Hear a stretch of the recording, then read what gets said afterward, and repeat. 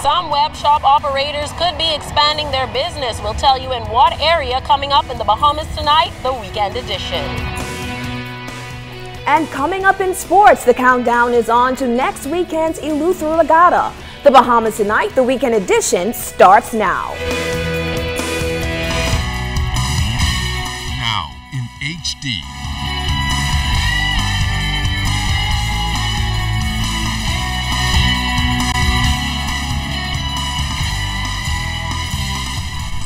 Network presents The Bahamas Tonight. This portion of the news brought to you by BTC Every Day.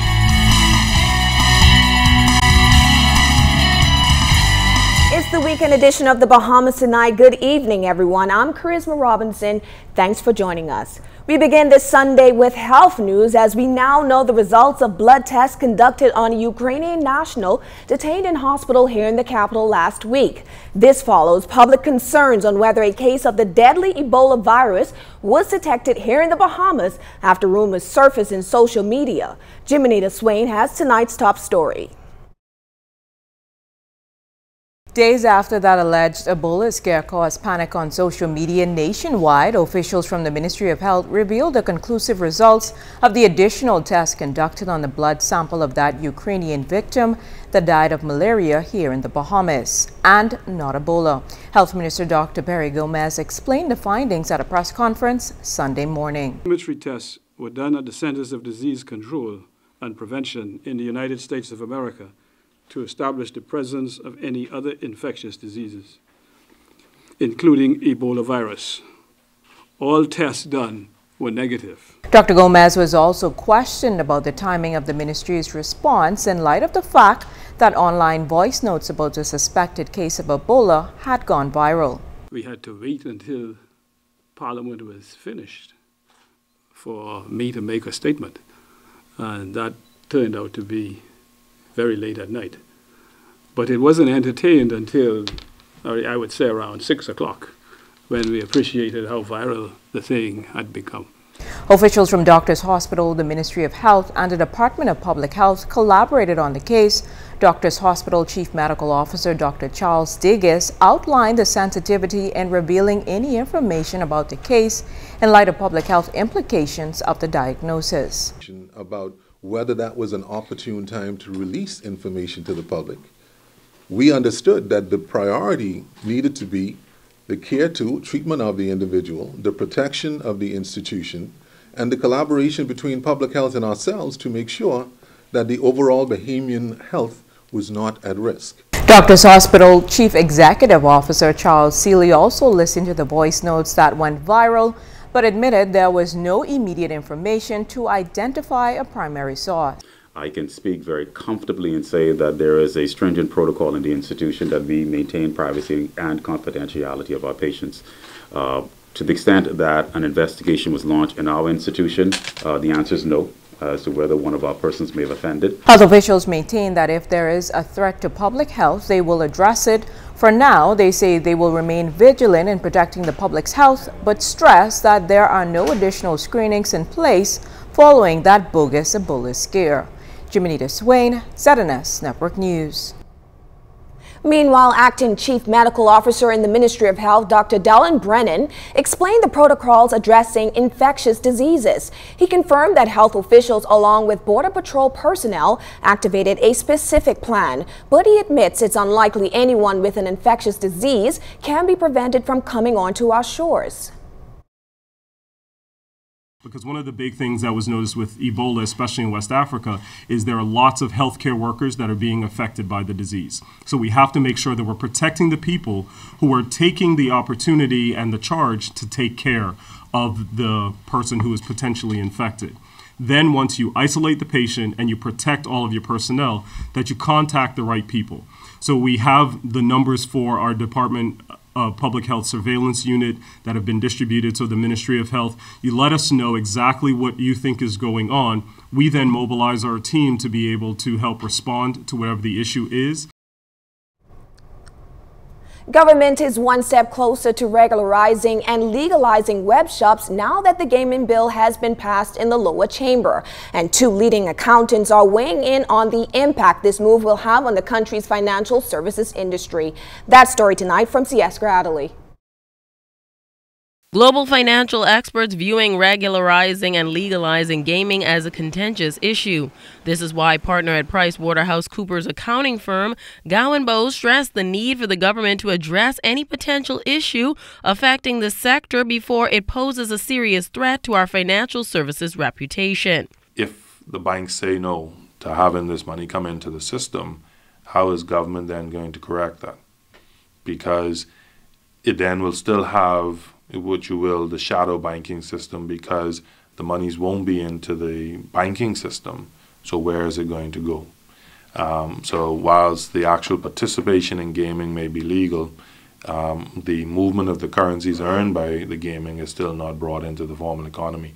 And I think we need our correspondent banking relationships, a clear understanding of how they will respond to this, and then our local banks will follow suit. However, managing partner at HLB Galanis & Co., Philip Galanis, is of the view that web shop regularization will not hurt the financial services sector, but help to expand it by already providing services at model banking institutions. If I want to get money to Selena's Point in Acklands, or if I want to get money to Crooked Island, or if I want to get money to remote places that are presently not serviced by banks, the easiest way to transfer funds would be through the web shops' automatic teller machines. You can go in and put funds on the account. People in those islands, those far-flung islands that don't have the benefit of banking services, will be able to access funds immediately. Galanis believes this move will eventually lead to some operators opening banks, pointing out that they will still be subject to the same rules and regulations as commercial banks. But the biggest benefit, he says, with these local institutions will be that the money will remain in the country. I think we need to expand our banking industry. For far too long, the Canadian banks have been too influential. They've been oppressive in some respects. They do pretty much what they wish to do. They're a law unto themselves. And I believe that with the development of the web shops, they will themselves get into banking. As government seeks to legalize and regularize the gaming industry, experts here in the Bahamas believe the process will determine how the sector will benefit all Bahamians. Scieska, Adderley, ZNS Network News. Well, if you thought web shops were on the increase in New Providence, imagine its rippling impact throughout the Family Islands. A recent 3-month study conducted by Grand Bahama-based Creative Works concluded that web shops in the Family Islands have increased significantly. Genea Noel-Ferguson reports tonight that it's believed the reason for the increase is the lack of commercial banking institutions on the Family Islands. According to Chief Councillor Cardinal Rolle of the local government in Great Harbour Key, the recent passage of the gaming bill in the House of Assembly gives Family Islanders more access to gaming. But he says it's not only for recreational purposes, but a necessity on an island that has no financial institution. More houses are getting their fair share of the money.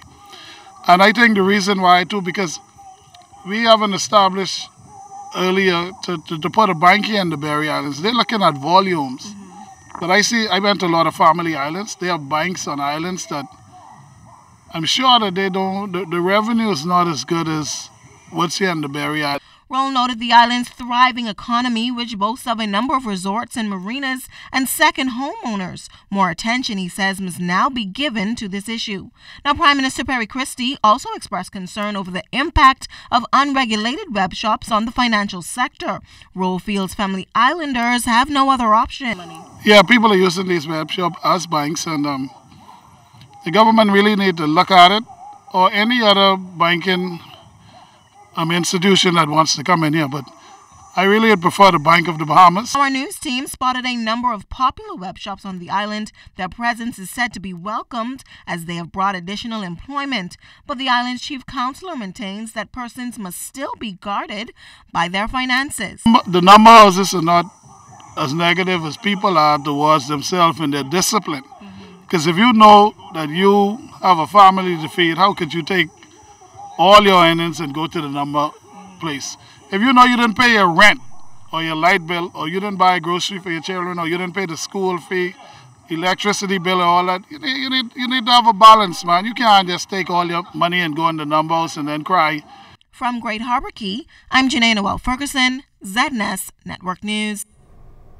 Exuma, like many islands across the Bahamas, is poised for further investment. While the island continues to attract visitors, many residents still feel Exuma can benefit from additional infrastructural developments. Julian Gibson tells us that residents voiced their concerns during a town meeting. A packed crowd at the community center in Georgetown, Exuma, gave government officials and local government leaders more than an earful, a barrage of concerns and issues they want addressed. What is the government going to do about minimum wage? You're talking about that, or when you're increasing 7.5%, why don't you raise the minimum wage to $4.50 so that those persons that are lower class can come up to a place where they can have support when this tax comes down? They're stealing and they're thieving. As it stands now, William Island, which had a laboratory worth like $1.5 million and a fantastic research center, has been gutted for copper. All of the tables, etc., are gone. Got grocery, you got to pay about on that. Right. You got gas, you got to pay about on that. You got water, you got to pay about on that. That's not like this, you got to pay about on that. How will the middle class survive?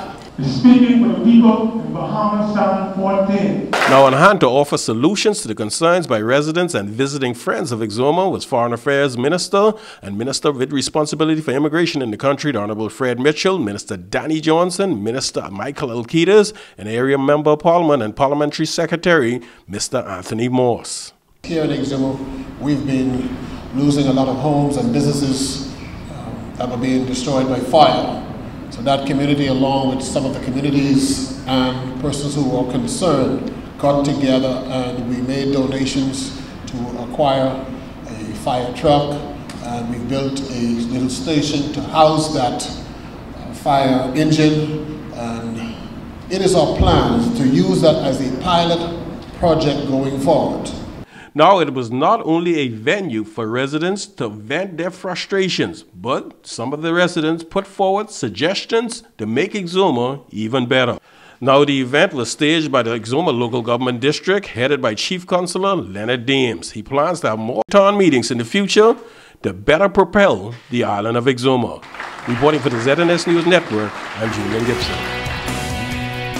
Well, hundreds dressed up in red last night to promote HIV/AIDS awareness. That story and more when the Weekend Edition continues.